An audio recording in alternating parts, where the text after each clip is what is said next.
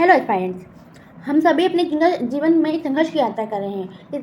अपने लक्ष्य की प्राप्ति के लिए ये संघर्ष की यात्रा अति ही महत्वपूर्ण है। तो दोस्तों, आज हम अपने संघर्ष की यात्रा में अमीर खुसरो का इतिहासनामा पढ़ेंगे। तो आइए दोस्तों, हम इस इतिहासनामे की शुरुआत करते हैं। I hope so you are doing well friends. तो आइए हम इसका आरंभ करते हैं।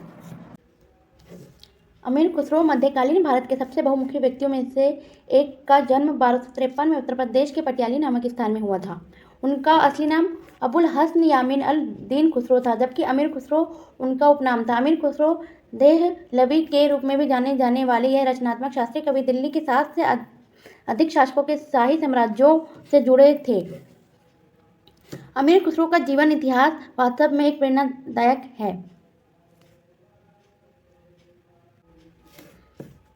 और उन्हें पहले दर्ज भारतीय गणमान्य व्यक्तियों में से एक माना जाता है, जो एक घरेलू नाम भी है। अमीर खुसरो की जीवनी के बारे में आगे पढ़ेंगे। साहित्य और संगीत में उनके अपार योगदान के लिए जाने जाने वाले इस महान व्यक्तित्व का जन्म भारत के एक गांव में एक तुर्की पिता और एक भारतीय मां के यहाँ हुआ था।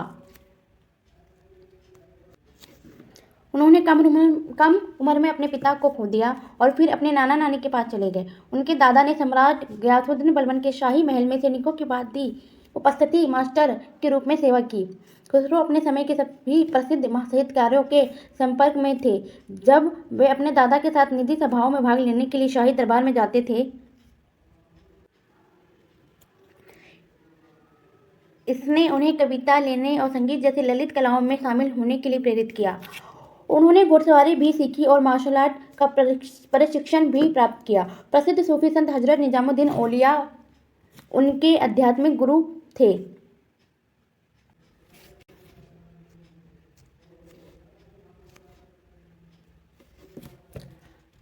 अमीर खुसरो को अक्सर उत्तर भारतीय शास्त्रीय संगीत का ख्याल बनाने के लिए स्वीकार किया जाता है, जिसे हिंदुस्तानी कहा जाता है। उन्हें राग ध्रुपद को संशोधित किया और उसमें फारसी धुनों और बीट्स को जोड़ा। उन्होंने भजनों की पसंद पर कव्वाली बनाई। उन्होंने जो कविताएं लिखी वे फारसी में थी और भोजपुरी और फारसी का मिश्रण थी, जिसे उन्होंने हिंदवी कहा।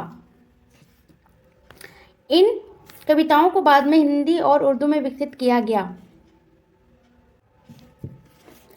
संभवतः ख्याल की उत्पत्ति कव्वाली से हुई, जिसे उन्होंने भजनों की तर्ज पर बनाया था। उन्होंने फारसी में कविताएं लिखी, साथ ही जिसे उन्होंने हिंदवी कहा, और स्थानीय भोजपुरी और फारसी का संयोजन जो बाद में हिंदी और उर्दू कविताओं में विकसित हुआ। उनकी कई कविताएं आज भी हिंदुस्तानी शास्त्रीय संगीत में बंदिशों के रूप में और गजल गायकों द्वारा गजलों के रूप में उपयोग की जाती हैं। तो दोस्तों, अमीर खुसरो के इतिहासनामे में आज के लिए बस इतना ही है। तो उम्मीद है दोस्तों, ये इंपॉर्टेंट पॉइंट्स आपके सभी एग्जाम जैसे कि DSSB MTS और SSC MTS, SSC CGL, SSC CHSL आदि अन्य एग्जामों के लिए इंपॉर्टेंट पॉइंट्स हैं। तो दोस्तों, please subscribe my channel and comment करके बताइए आपको मेरा चैनल कैसा लगा। प्लीज़ दोस्तों, थैंक यू सो मच।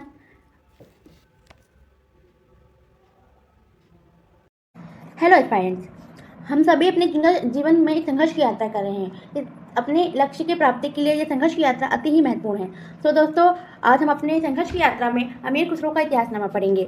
तो आइए दोस्तों, हम इस इतिहासनामे की शुरुआत करते हैं। I hope so you are doing well friends. तो आइए हम इसका आरंभ करते हैं। अमीर खुसरो मध्यकालीन भारत के सबसे बहुमुखी व्यक्तियों में से एक का जन्म 1253 में उत्तर प्रदेश के पटियाली नामक स्थान में हुआ था। उनका असली नाम अबुल हसन यामीन अल दीन खुसरो था, जबकि अमीर खुसरो उनका उपनाम था। अमीर खुसरो देहलवी के रूप में भी जाने जाने वाले यह रचनात्मक शास्त्रीय कवि दिल्ली के 7 से अधिक शासकों के शाही साम्राज्यों से जुड़े थे। अमीर खुसरो का जीवन इतिहास वास्तव में एक प्रेरणादायक है और उन्हें पहले दर्ज भारतीय गणमान्य व्यक्तियों में से एक माना जाता है, जो एक घरेलू नाम भी है। अमीर खुसरो की जीवनी के बारे में आगे पढ़ेंगे। साहित्य और संगीत में उनके अपार योगदान के लिए जाने जाने वाले इस महान व्यक्तित्व का जन्म भारत के एक गांव में एक तुर्की पिता और एक भारतीय मां के यहाँ हुआ था।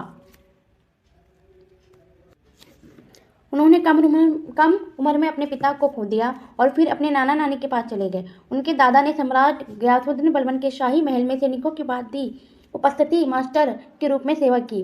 खुसरो अपने समय के सभी प्रसिद्ध साहित्यकारों के संपर्क में थे। जब वे अपने दादा के साथ निजी सभाओं में भाग लेने के लिए शाही दरबार में जाते थे, इसने उन्हें कविता लेने और संगीत जैसी ललित कलाओं में शामिल होने के लिए प्रेरित किया। उन्होंने घुड़सवारी भी सीखी और मार्शल आर्ट का प्रशिक्षण भी प्राप्त किया। प्रसिद्ध सूफी संत हजरत निजामुद्दीन औलिया उनके आध्यात्मिक गुरु थे।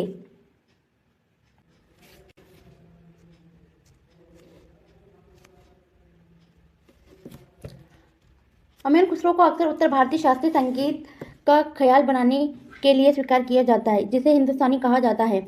उन्हें राग ध्रुपद को संशोधित किया और उसमें फारसी धुनों और बीट्स को जोड़ा।